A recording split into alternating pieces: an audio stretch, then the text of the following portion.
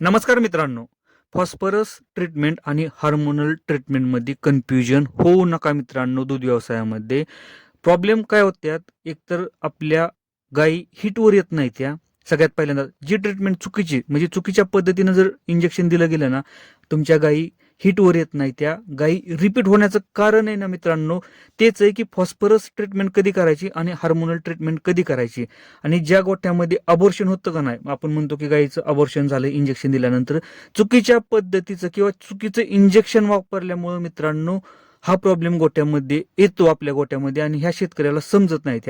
त्याच्यामुळं फॉस्फरसची ट्रीटमेंट कधी करायची आणि हार्मोनल ट्रीटमेंट कधी करायची व्हिडिओमध्ये सविस्तर माहिती देणार आहे. व्हिडिओ शेवटपर्यंत बघा. व्हिडिओ जर आवडला तर लाईक करा. चॅनलवरती नवीन असेल तर चॅनलला सबस्क्राईब करायला विसरू नका.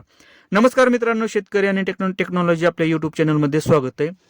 मित्रांनो, हार्मोनल ट्रीटमेंट क्रिटिकल आहे. मी अजून सांगतो, क्रिटिकल म्हणजे असं नाही की तुम्ही मेडिकलमधनं इंजेक्शन आणायची आणि डायरेक्ट द्यायची. हे एवढं सोपं नाही मित्रांनो. हार्मोनल ट्रीटमेंटवरती भरपूर काम करावे लागतं. कारण एकदा का गाईचं हार्मोन्स मध्ये बदल झाला किंवा हार्मोन्स मध्ये बिघड झाला ना, तुम्ही किती पण प्रयत्न करा मित्रांनो, कमीत कमी 6 महिने ती गाई रिकव्हरी होतच नाही. 6 महिने माझ्या गोठ्यातला अनुभव सांगतो मित्रांनो. 6 महिने गाई रिकव्हरी होत नाही.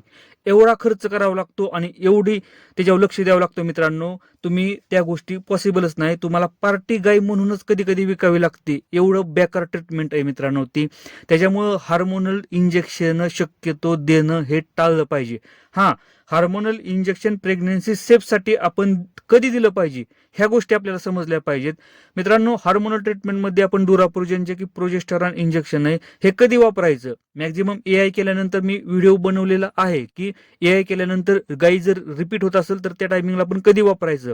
आणि दुसरी गोष्ट एक आहे की ज्या गायींचं अबॉर्शन होतं, अबॉर्शन म्हणजे गाई गाप टाकतात ना, त्यांना आपण हार्मोनल ट्रीटमेंट करावीच लागते. कारण अशा टायमिंगला जर आपण हार्मोनल ट्रीटमेंट न करता फॉस्फरस ट्रीटमेंट केली ना मित्रांनो, 100% तुमची गाई गाप टाकणार आहे. कारण तुमच्या गायींमध्ये फॉस्फरसची डिफिशियन्सी नाही, गायीनं गाप टाकलेला आहे हार्मोनल डिफिशियन्सी, हार्मोन्समध्ये बिघड झाल्यामुळं. पण आपण काय करतो किंवा आपली चूक काय होते की आपण तिथं फॉस्फरसचं इंजेक्शन देतो. फॉस्फरसच्या इंजेक्शनानं काय होणार आहे मित्रांनो, ऑलरेडी गायीच्या बॉडीमध्ये फॉस्फरस भरपूर प्रमाणात आहे. तिथं हार्मोनल बिघाड झालेला आहे. हार्मोनल बिघाडमुळं ती गायीनं गाप टाकलेला आहे. सिंपल आहे. त्या टायमिंगला आपल्याला हार्मोनल ट्रीटमेंट करायची असते मित्रांनो. असं नाही की तुम्ही प्रत्येक टायमिंगला फॉस्फरसवरतीच तुम्ही जाऊ शकता. फॉस्फरसची गरज जास्त नाही मित्रांनो. फॉस्फरसची गरज कधी पडते मित्रांनो, ज्या टायमिंगला गाई हिटवर येत नाही, त्या रिपीट होतात. ते पण तुमची वैरण काय, खुराक काय यावरती डिपेंड आहे. म्हणजे बऱ्याचशा गोष्टींचा अभ्यास केल्यानंतर फॉस्फरसवरती आपल्याला शेवटचा ऑप्शन द्यावा लागतो. आणि काय होतं की बऱ्याचशा टायमिंगला एआय केल्यानंतर फॉस्फरसचं इंजेक्शन दिलं जातं. ठीक आहे मित्रांनो, फॉस्फरस डिफिशियन्सीसाठी तुम्ही एआय केल्यानंतर लगेच आपण 10-12 ml चं इंजेक्शन देऊ शकतो.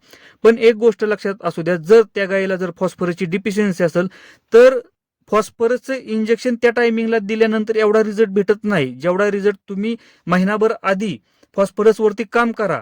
आणि फॉस्फरसवरती काम केल्यानंतर ज्या टायमिंगला ती गाई 8 दिवसानंतर, 15 दिवसानंतर किंवा 21 दिवसानंतर हिटवर येईल ना, त्या टायमिंगला तुम्हाला ती गाई एका इंजेक्शनामध्ये गाभण राहणार आहे. असं नाही की गाईला एआय केलं की फॉस्फरस दिलं म्हणजे सगळ्या गोष्टी होतात मित्रांनो, फॉस्फरस डिफिशियन्सी कंप्लीट होईल.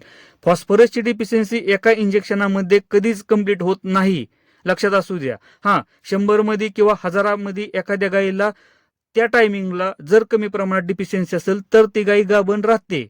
पण तुम्ही सगळ्या गायींवरती जर हा प्रयोग करत असाल ना, तर बघा तुम्हाला की तो रिझल्ट भेटत नाही. का भेटत नाही? कारण फॉस्फरसची जर डिफिशियन्सी जास्त प्रमाणात गोठ्यामध्ये राहत असेल ना, आपण वाढ टाकत असेल किंवा गिनी गवत वापरत असेल, अशा टायमिंगला मित्रांनो तुम्हाला फॉस्फरसची ट्रीटमेंट केल्यानंतर गाई 8 दिवसानंतर, 15 दिवसानंतर किंवा 21 दिवसानंतर हिटवर येते ना, खरं ती फॉस्फरसची डिफिशियन्सी कंप्लीट झालेली असते. फॉस्फरसची जी गरज आहे ती कंप्लीट झालेली असते गायींमध्ये आणि त्या टायमिंगला प्रॉपर गाई हिटवर आलेली असते आणि त्या टायमिंगला त्या गाई गाभण राहतात मित्रांनो एका एका इंजेक्शनामध्ये.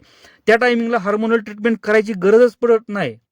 फॉस्फरस ट्रीटमेंट करून झाल्यानंतर मित्रांनो, जर गाई जर हिटवर येत असेल ना, त्या टायमिंगला हार्मोनल ट्रीटमेंटची गरजच पडत नाही. त्या टायमिंगला जर हार्मोनल इंजेक्शन दिलं ना मित्रांनो, जेवढं तुम्ही काम केलंय ना मागच्या एक 15 दिवसापूर्वी, महिन्यापूर्वी जेवढं काम केलंय ना, सगळ्यांवरती पाणी फिरतं मित्रांनो. का पाणी फिरतं? कारण गाई प्रॉपर हिटवर आलेली असते. गाईला लक्षात असू द्या, फॉस्फरसच्या डिफिशियन्सीमुळे गाई हिटवर येत नसते. आपण ट्रीटमेंट केली, ट्रीटमेंट केल्यानंतर गाई हिटवर आली, पण आपण चूक काय करतो परत, की परत हार्मोनल ट्रीटमेंट करतो. हार्मोनल ट्रीटमेंटची गरजच पडत नाही मित्रांनो. इथं आपल्याला फॉस्फरसची गरज होती आणि फॉस्फरस दिल्यानंतर आपल्याला गाई हिटवर आली. मग तिथं हार्मोनल इंजेक्शन द्यायची गरज काय आहे? आणि तिथं हार्मोनल इंजेक्शन दिल्यामुळे काय होतं मित्रांनो, की ऑलरेडी गायच्या बॉडीमध्ये हार्मोन्स भरपूर प्रमाणात आहे. आपण जास्त प्रमाणात देतो हार्मोन्स, आणि यामुळे काय होतं, की जास्त हार्मोन्स झाल्यामुळे सुद्धा गाया परत रिपीट होतात मित्रांनो. किंवा साखळी तुटते. जास्त प्रमाणात कोणतीही गोष्ट जास्त प्रमाणात झाली की अति झाली की मित्रांनो, त्याचा दुष्परिणाम होणार म्हणजे होणारच. म्हणून ह्या गोष्टी थोड्याशा आपण लक्ष दिलं पाहिजे, की फॉस्फरसवरती कधी काम करायचं आणि हार्मोन्सवरती कधी काम करायचं. जोपर्यंत ह्या गोष्टी आपल्या गोठ्यामध्ये लक्षात येत नाहीत ना, तोपर्यंत तुमची गाई रिपीट होणं थांबणार नाही. तुमची गाई गाभण होणं राहणार नाही मित्रांनो. गाई कंटिन्यू हिटवर येत राहणार किंवा गाई रिपीट होत राहणार. कारण मित्रांनो लक्षात असू द्या, हार्मोन्स आणि फॉस्फरस यावरती काम करणं आज गरज आहे. फक्त फॉस्फरसवरती जर तुम्ही काम करत बसला तर हार्मोन्स वरती तुम्हाला लक्ष लागणार नाही. तुमच्या गाईचं अबॉर्शन होणार. तुमच्या गाई जरी गाभण राहिल्या तरी गाप टाकणार मित्रांनो.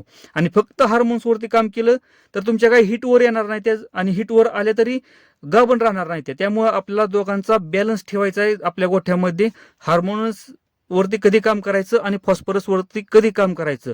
जोपर्यंत आपल्याला हे गोष्टी लक्षात येत नाहीत ना मित्रांनो, तोपर्यंत गाई व्यवस्थित गाभण राहणार नाही आणि गाई व्यवस्थित येणार नाही मित्रांनो. त्यासाठी मित्रांनो आपल्या चॅनलवरती आपण पूर्ण सविस्तर माहिती देत असतो, की फॉस्फरस कधी द्यायचं आणि हार्मोन्स कधी द्यायचं. मित्रांनो व्हिडिओ जर आवडला असेल तर लाईक करा. चॅनलवरती नवीन असेल तर चॅनलला सबस्क्राईब करायला विसरू नका. धन्यवाद.